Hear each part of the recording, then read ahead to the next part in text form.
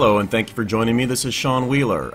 The reason I decided to make this podcast is to answer some of the typical questions that come up from clients, I would presume like yourself, who are thinking about trying hypnosis for smoking cessation, but still have a few questions about it and how exactly it's going to work. So just to start out with, the first thing that I always tell any client who speaks with me about the possibility of doing this, I say the most important thing right off the bat is that you have to have a strong desire to stop smoking. It has to be your own. For example, it can't be something that your husband or your wife or your family is kind of forcing you into, something that you don't really have your heart in it. If that's the case and you're doing it to satisfy somebody else, chances are it's not going to be all that effective. The reason for that being that when you're hypnotized, you won't do anything that's against your will. It's against your morals or against your values. And if being a smoker is something that you want to continue, in spite of the health risks and in spite of what other people around you are trying to say, then there's nothing that I or any other hypnotist can say while you're hypnotized that's going to force you to do anything against your will. So as long as you're here for your own reasons, because it's something that you want to do for your health, for your well-being, for your life, then hypnosis is something that can help you. Now, the other thing that people ask me very frequently is, well, what's it like right off the bat, or what's it like that first week, or how is it different? Well, the truth is that, when you're hypnotized, you're not going to leave my office that day as a different person. I don't turn you into a robot. You don't forget completely about your past or that you've ever smoked cigarettes. The work that we do really focuses on your awareness. Now, most smokers will admit that, if you really think about it, you only know that you're having a craving when the thought of smoking comes into your mind. Meaning that when you are in certain situations, like, for example, when you're in a location where you can't smoke, and one very common location that most people have experienced at some time or another is being in a movie theater.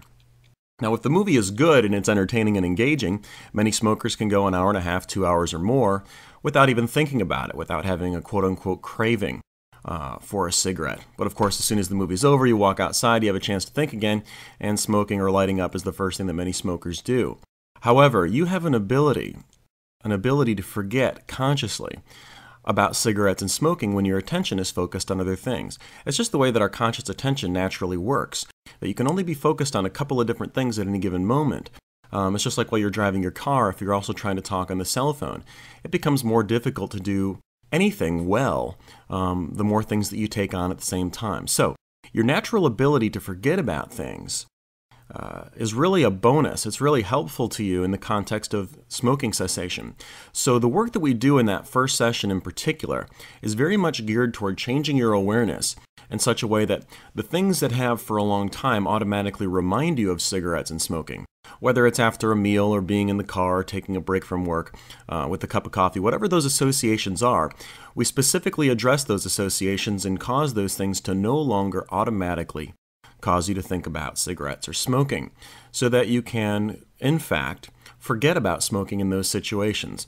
The net effect being that over that first or second week, the first couple of weeks after you use hypnosis the first time, that you don't have to battle with willpower 20 times a day. Every time that you used to smoke, you don't have to think about it and focus on it and struggle with it like you have in the past.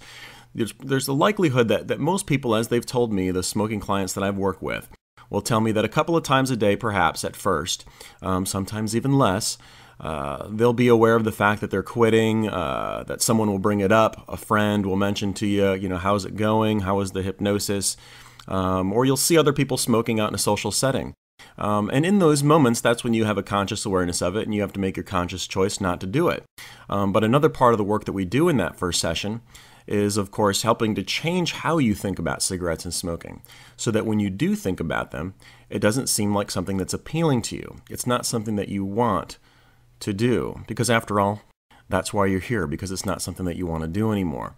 So it's taking that motivation that you have at those times when you really feel strongly motivated to quit smoking, that sometimes disappears in the moment when it's time to have a cigarette, which is what makes quitting smoking so troublesome on your own. We take that motivation and we automatically tie it to those situations where you need it, so that when you do think about it, you have what you need to get through that moment and to get on to what's next in your life. Now, I've had a couple of recent clients, and their experience is fairly typical. Both of these clients were, well, one of them was in her late 20s, the other one in her late 30s. They've been smoking since they were teenagers, and one of the main concerns that they had was of, well, what happens when I'm out drinking? Because being out in a club or in a bar or out with some friends or at a restaurant having a few glasses of wine or a couple of drinks has always in the past led to them smoking cigarettes. So they're very concerned about that and other people being around them smoking. Now, one of the testimonials that you'll see on my website here, or on purehypnosis.com, on the smoking page in particular, is a very recent one from one of those clients. And her experience is very typical, which is that a few days after she worked with me, she went out on a Thursday or Friday night with a group of friends to a bar where other people were smoking all around her, where she had a few drinks, enough drinks to loosen the inhibition, so to speak. But even with that, because of the work that we did and the effectiveness of it, she didn't feel the urge to smoke. She didn't feel the need to do it. She wasn't fighting with it. It just looked like something that somebody else was doing that she didn't want to do. She said it looked disgusting to her. She still has the choice, and you as an individual are always going to have the choice. This doesn't turn you into a different person. But what it does is it helps you to see things in a way that you want to see them, to see things in a way that helps you to achieve the results that you want to achieve. So just realize that no matter what the sticking points are for you, no matter what you would imagine to be the most difficult times for you to remain as a non-smoker, whether it's after having a few drinks or whether it's taking a break from work, whether it's that first one in the morning with a cup of coffee, that we will specifically address those situations and those contexts during the work that we do together. My program for smoking cessation is not a cookie-cutter program wherein I read the same words off a piece of paper to everybody that comes in through the door. We do the exact same things.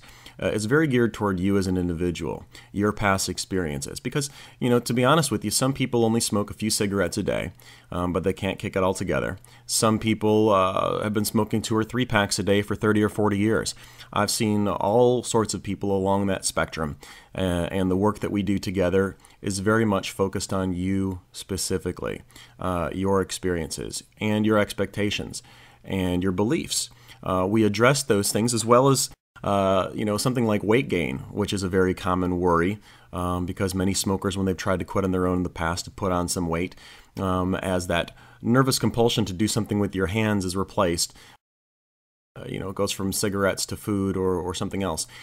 We specifically address that every time that I work with any client, so that your focus isn't on what you don't want, which is no cigarettes, don't smoke, don't think about cigarettes.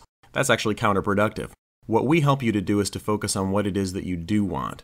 And what it is that you do want, in general, is to feel better, to have more energy, to feel good about yourself, to be able to calm yourself or relax yourself, deal with stress and whatever life presents you with. And, being healthy and having a healthy attitude towards food and eating is a part of that. So it actually fits into the work that we're doing together. And if anything, you should expect to gain more control over your eating habits and over your weight. Now, if you're interested in this program, the next step that you'll want to take is if you go back to purehypnosis.com and you go to the contact page, and I believe also on the session page you can find this link. There's a client intake questionnaire or client form that you can click on. It's a Word document. You can fill it out. You can fax it back to me or email it back to me, whichever is more convenient for you.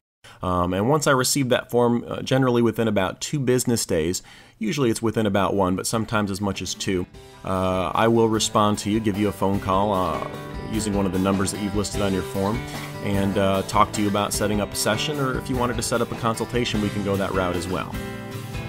But again, just to remind you that as long as you have a sincere desire to quit smoking, this is something that can work for you, and it can only make it easier for you.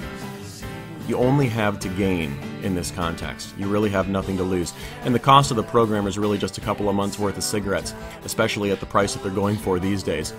thanks again for joining me on this podcast. My name is Sean Wheeler again, and I look forward to speaking with you.